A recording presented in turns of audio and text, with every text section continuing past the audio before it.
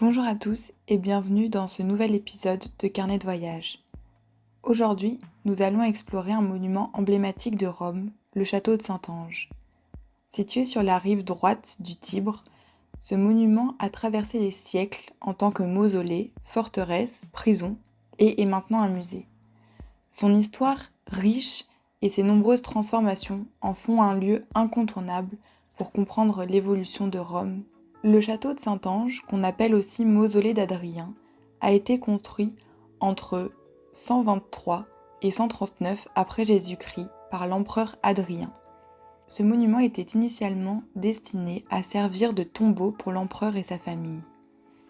Le nom, château de Saint-Ange, provient d'un événement miraculeux survenu en 590. Selon la tradition, alors qu'une épidémie de peste ravageait Rome, le pape Grégoire Ier aurait vu un ange au sommet du mausolée, abaissant son épée en signe de fin de l'épidémie. Une statue d'ange a donc été érigée au sommet du château. Elle a été remplacée plusieurs fois au fil des siècles. La statue actuelle, réalisée en 1753 par un artiste flamand, est la 6e version. Chaque version de la statue a sa propre histoire et ses propres légendes.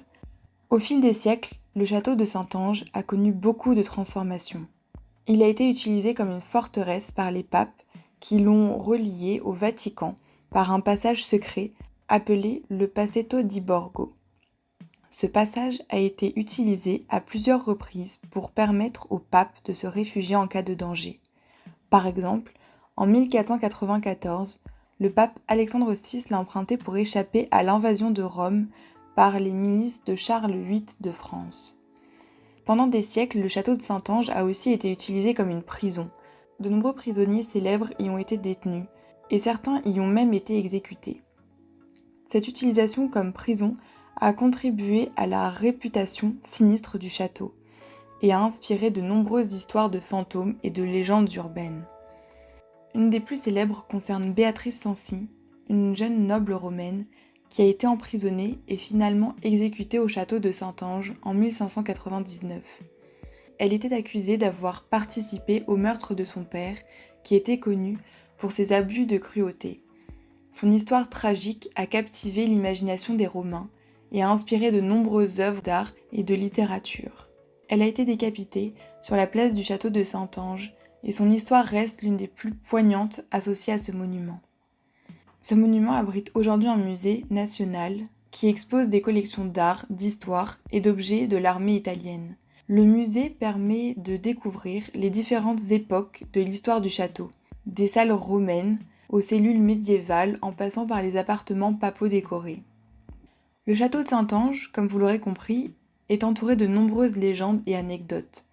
J'en ai sélectionné 3 qui, je l'espère, vous permettront d'en apprendre un peu plus sur ce château. Tout d'abord, le château de Saint-Ange a inspiré le compositeur italien Giacomo Pucci pour l'acte final de son opéra Tosca. Dans cette œuvre, l'héroïne, Tosca, se jette du sommet du château après avoir découvert la mort de son amant. Cette scène dramatique a contribué à populariser le château comme symbole de tragédie et de romance. Comme je vous le disais tout à l'heure, le château de Saint-Ange a servi de forteresse pour les papes, mais pendant les périodes de troubles, les papes y ont aussi caché des objets de valeur et des documents importants. Certains disent que des trésors non découverts pourraient encore se trouver dans les profondeurs du château, attendant d'être trouvés. Une légende moins connue mais fascinante concerne le magicien Pietro Bailardo. Selon la légende, il aurait été emprisonné dans le château de Saint-Ange pour ses pratiques magiques.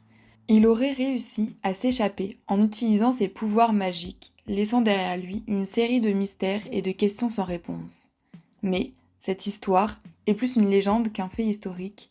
Elle ajoute une touche de mystère et de magie dans l'histoire du château. Aujourd'hui, le château de Saint-Ange est l'un des monuments les plus visités de Rome. Il offre une très belle vue sur la ville et abrite un musée qui retrace son histoire mouvementée. Les visiteurs peuvent explorer les différentes salles, admirer les fresques de la Renaissance et découvrir les collections d'art et d'histoire. Le château abrite également des expositions temporaires et des concerts.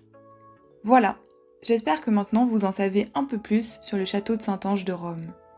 Ce monument emblématique, avec son histoire riche et ses nombreuses transformations, est un véritable trésor pour la ville éternelle. N'hésitez pas à aller le visiter pour découvrir par vous-même sa beauté et son mystère. À la prochaine pour un nouvel épisode de Carnet de voyage.